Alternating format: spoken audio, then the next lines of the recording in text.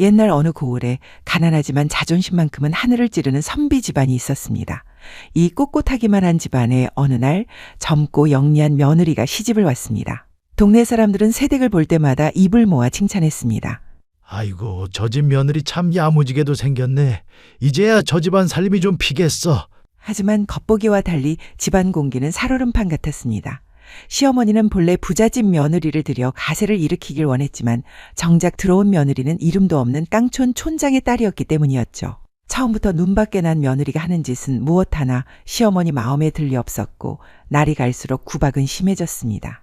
며느리가 정성껏 국을 끓여내오면 시어머니는 숟가락을 탁 놓으며 쏘아붙였습니다. 바닷물을 통째로 길어다 끓였느냐? 짜서 도저히 입에 댈 수가 없구나. 집안 구석구석 깨끗이 청소를 마쳐도 트집은 계속되었습니다. 눈이 어두운 게냐? 아니면 게으름을 피우는 게냐? 저 구석에 시커멓게 앉은 먼지가 내 눈에는 안 보이느냐? 며느리가 무엇을 해도 시어머니에겐 그저 미운 털 박힌 행동일 뿐이었습니다. 사실 시어머니의 머릿속에는 오로지 한 가지 생각뿐이었습니다. 어떻게 하면 젖골 보기 싫은 며느리를 당장 내쫓아버릴까 하는 마음 말이죠. 그러던 어느 날 아침이었습니다. 시어머니는 마당 한복판에 서서 며느리를 엄하게 불러 세웠습니다. 서늘한 아침 공기 속에 고부 두 사람뿐이었습니다. 시어머니는 품 안에서 무언가를 꺼내더니 며느리의 손목을 거칠게 잡아 끌어 그 손바닥 위에 탁 올려놓았습니다. 며느리가 내려다본 손바닥 위에는 작고 하얀 쌀 한 줌이 덩그러니 놓여 있었습니다. 시어머니는 팔짱을 끼며 서늘하게 내뱉었습니다.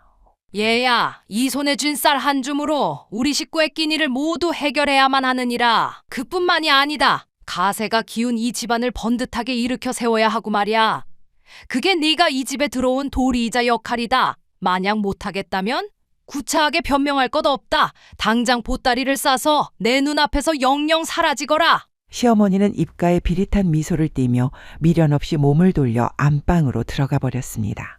하지만 며느리는 울음을 터뜨리지도 그렇다고 억울하다며 무릎을 꿇고 빌지도 않았습니다. 망연자실에 땅바닥에 주저앉는 법도 없었죠. 그녀는 잠시 생각에 잠긴 듯 하더니 곧장 마당으로 나갔습니다. 집에서 볕이 가장 잘 드는 자리를 찾아낸 며느리는 두 손으로 정성스럽게 땅을 팠습니다. 그렇게 몇 개의 구멍을 낸 뒤 구멍마다 쌀알을 서너 알씩 조심스레 나누어 내려놓았습니다. 행여 쌀알이 다칠세라 보드라운 흙을 살포시 덮고는 정성을 다해 물을 떠다 부었습니다.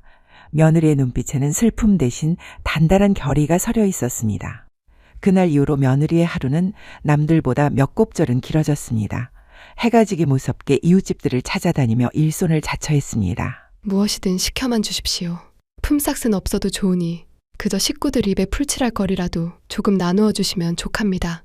처음엔 의아해하던 마을 사람들도 매일같이 찾아와 허드렛 일을 마다치 않는 며느리의 정성에 감복하기 시작했습니다. 며느리는 동트기 전 새벽부터 남의 집 우물물을 길어 날랐고 낮에는 시어머니의 구박을 견디며 살림을 살았습니다. 그리고 밤이 깊으면 다시 이웃집으로 향해 무거운 절구를 밤새도록 찢거나 눈이 침침해질 때까지 해진 옷가지들을 촘촘히 기워주었습니다. 남들이 힘들고 귀찮아 내던진 일들을 며느리는 오직 묵묵함 하나로 다 해냈습니다.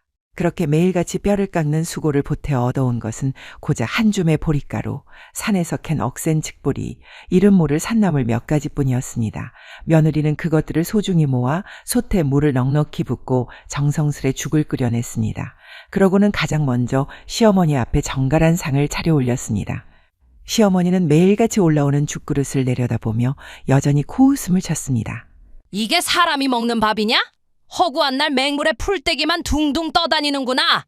그럴 때마다 며느리는 고개를 숙이며 낮은 목소리로 대답했습니다. 죄송합니다, 어머님. 오늘은 이것뿐이라 송구하오나 내일은 꼭 더 좋은 것을 올리도록 힘쓰겠습니다. 시어머니는 못마땅한 듯 콧방귀를 끼면서도 허기진 속을 이기지 못해 매번 죽그릇을 비워냈습니다. 봄이 가고 여름이 지났습니다.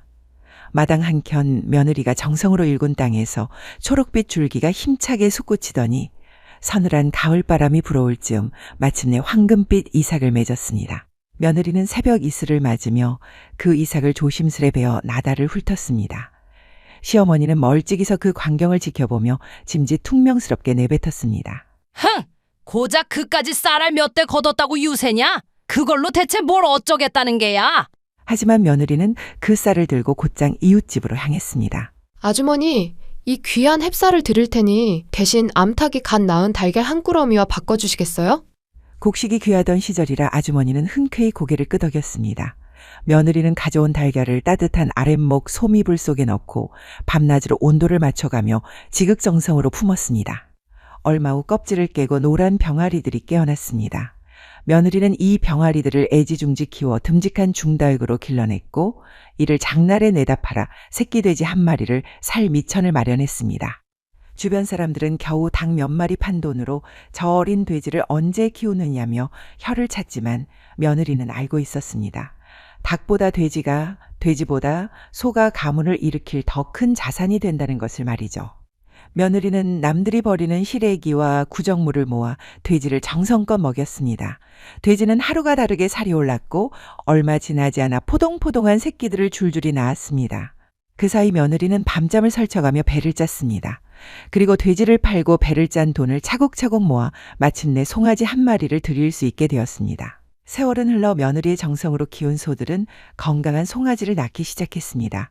그녀는 장날마다 길쌈한 천과 송아지를 내다 팔아 모은 돈으로 아무도 거들떠보지 않던 비싼 황무지를 한 마지기씩 사들였습니다.